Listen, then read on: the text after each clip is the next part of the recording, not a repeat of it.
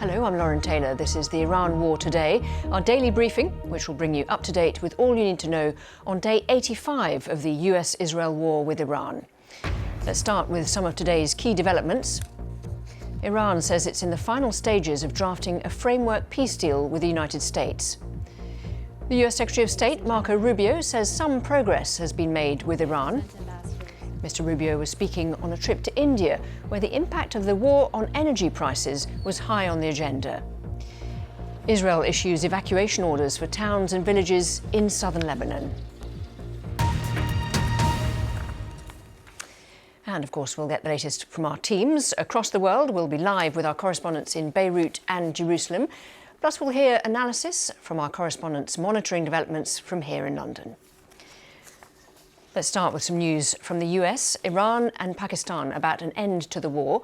Pakistan, which is trying to negotiate an agreement between Iran and the US, says talks over the past 24 hours have resulted in encouraging progress towards a final understanding.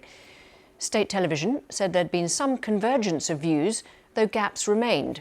It said nuclear issues were not part of the framework, and the Strait of Hormuz had nothing to do with the United States. The Iranian Foreign Ministry spokesman told state media they were finalising a draft understanding with the US.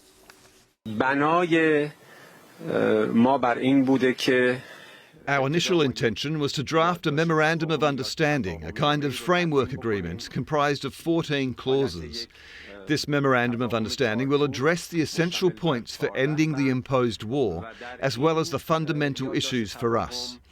Within a reasonable period, the details will be discussed and a final agreement will ultimately be concluded. We are currently in the final stages of finalising these memoranda of understanding. Donald Trump says he believes Iran was, in his words, getting a lot closer to reaching a deal. He's received Tehran's latest draft proposal and is due to hold a phone call with leaders from Saudi Arabia, Qatar, the UAE, Egypt, Turkey and Pakistan. Elsewhere, the US Secretary of State Marco Rubio is in India. More on that later. But he was asked about the war with Iran. There's been some progress done, some progress made. Even as I speak to you now, there's some work being done. There is a chance that whether it's later today, tomorrow, in a couple days, we may have something to say. But this issue needs to be solved, as the President has said, one way or the other. Iran can never have a nuclear weapon. The straits need to be opened without tolls. They need to turn over their enriched uranium. They need to turn over their highly enriched uranium. We need to address that issue. We need to address the issue of enrichment. These are the President's points consistently. And his preference is always to deal with it in a diplomatic way. With me is BBC Persian special correspondent Kazra Naji. So how close are we to a peace deal?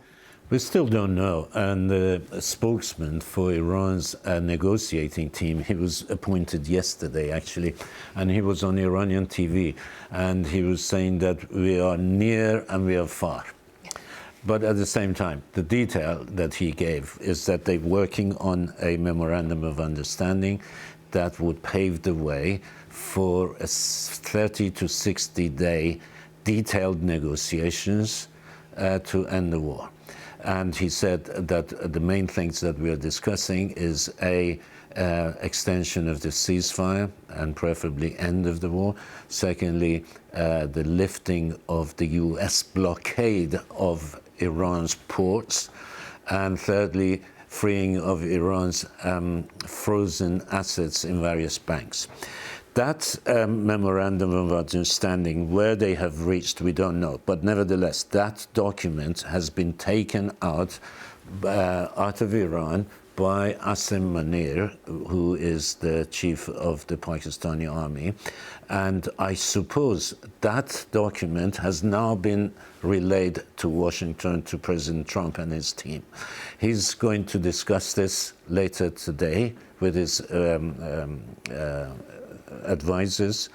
J.D. Vance has been called in for this session. He also is said to be sort of planning to make phone calls to the Gulf region countries, the leaders. So a big decision is coming, and he has said before that if it's not what he wants to hear, this document, the war could start as soon as tomorrow. So we will have to wait and see. And how realistic is it that a nuclear part of this might be left out at this stage? The nuclear part is not as important now as the Strait of Hormuz is. And interestingly, that spokesman for Iran's negotiating team did not mention anything to do with the Strait of Hormuz or the nuclear issue. The Strait of Hormuz is an urgent priority for the US and for the world economy. So any document that does not mention the lifting of that blockade by Iran of the Strait of Hormuz is going to be difficult for the US to digest. Thank you very much indeed. Kazra Naji there with your analysis. Thank you. Well, as we mentioned, the US Secretary of State Marco Rubio has been in India. The trip comes during a global energy crisis triggered by the Iran war. Energy shipments through the Strait of Hormuz, a narrow waterway that's become a flashpoint since Israel and the US attacked Iran, have virtually ground to a halt. It's impacted India because nearly half of its crude oil imports usually pass through the strait. More from our South Asia correspondent Azadeh Moshiri. We just finished hearing some remarks by the US Secretary of State Marco Rubio here in Delhi, and this visit comes at a particularly tense time. The US-Israel war on Iran has triggered soaring energy prices around the world, and that's certainly being felt here in India, a country that imports 80% thereabouts of its energy. Prime Minister Narendra Modi has been encouraging people to use the metro to work from home. And yet, despite being directly affected by the war, it does not have a seat at the negotiating table, unlike its arch rival, Pakistan. Now, that is one element of the many tensions between the United States and India right now. But at this briefing, the US ambassador to India has insisted that when he witnessed the meeting between Prime Minister Narendra Modi and Marco Rubio earlier today, that the relationship is on solid footing. Marco Rubio said that he was here to reaffirm those ties. But what that means, practically speaking, for India as it continues to feel the ramifications of the war is yet unclear. In Lebanon, the military said an Israeli strike targeted an army barracks in the south, wounding a soldier, despite a ceasefire being extended. Israel has continued to strike southern Lebanon. Today, they issued another evacuation warning for more towns and villages. Well, joining me live from Beirut is BBC Arabic's Rami Rouhayem, and in Jerusalem, our correspondent Emir Nader. So, Rami, how much faith do people in Lebanon have in the ceasefire? Well, there's no ceasefire to begin with by any reasonable definition of the word. Just a couple of hours back, the Lebanese Ministry of Health said that a strike in the immediate vicinity of a hospital, the Hiram Hospital in Tyre, wounded 25 people, all of whom are healthcare workers, medical, nursing, and administrative staff at the hospital itself. Tyre, in particular, has seen many such attacks. Just a couple of days, 2 rescuers were killed in a direct Israeli strike on their vehicle. It was captured on video. And also today, there were strikes across the south, as you mentioned, and we're hearing reports from the official news agency about 5 people killed a couple of hours ago, among them children, and another 4 people killed in a separate airstrike. So there is no ceasefire. There was no ceasefire before the latest round of direct negotiations between Lebanon and Israel in Washington.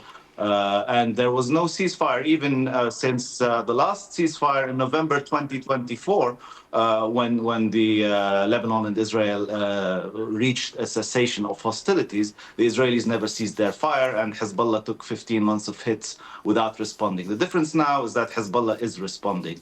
So today we also saw attacks by Hezbollah directed especially at Iron Dome platforms, and also Israeli military vehicles in South Lebanon.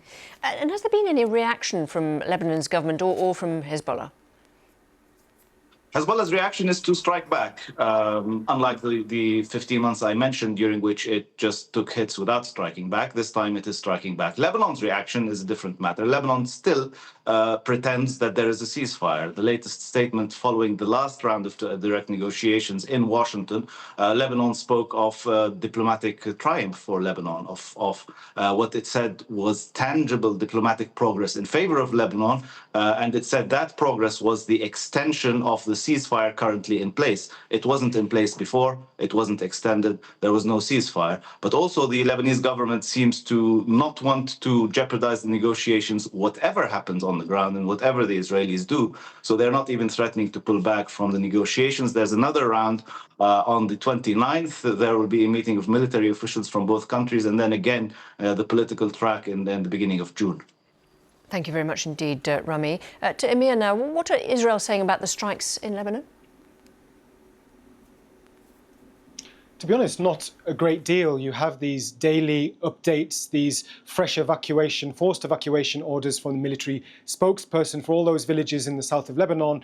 But in terms of the political leaders, you aren't hearing a great deal. We know Israel wants to see the disarmament and dismantling of Hezbollah. It wants a long-term peace with Lebanon, but it hasn't really articulated its great strategy for how to achieve that. You have this extension of the ceasefire that Rami mentioned, a ceasefire only in name, another 45 days.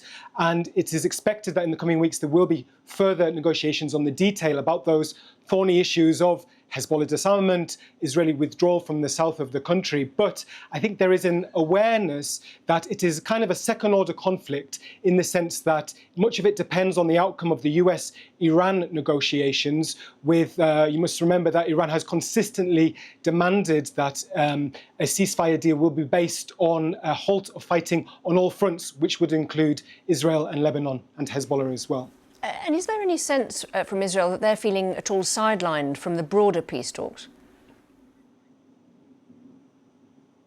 You're definitely getting that sense, indeed. I mean, you have to remember at the start of this war, President Trump and Prime Minister Netanyahu presented themselves as equal partners, allies. It's widely accepted that Prime Minister Netanyahu talked President Trump into launching this war, presenting regime changes perhaps as simple as what the US did in Venezuela. Clearly, it didn't go that way. We now know Prime Minister Netanyahu is very keen to return to striking Iranian regime sites to cause as much damage as possible. But you heard from President Trump this week saying of Prime Minister Netanyahu that he'll do whatever I want him to do. And then you've had these incredible reports in US media suggesting that there was a very tense phone call between the two this week in which President Trump laid out how he's going to pursue the diplomatic path with Iran. And Prime Minister Netanyahu was apparently incandescent. His hair was on fire. And today in the New York Times, we've read that Israel is apparently so sidelined, so cut out of the information loop about what's going on, that they're having to turn to their intelligence assets in Iran and friendly leaders in the region for updates. So the image we're getting from the outside is of President Trump cutting out the belligerent Netanyahu. But then again, of course, this could all change if the ceasefire talks do break down and there is a return to fighting, and we could see the two becoming united once again. Emir Nada and Rami Ruhayem, thank you very much indeed, both of you, for your thoughts today. Now, whether you're joining us on YouTube, TikTok, Sounds, radio or TV, thanks for your time. We'll be back at the same time tomorrow with the Iran War Today.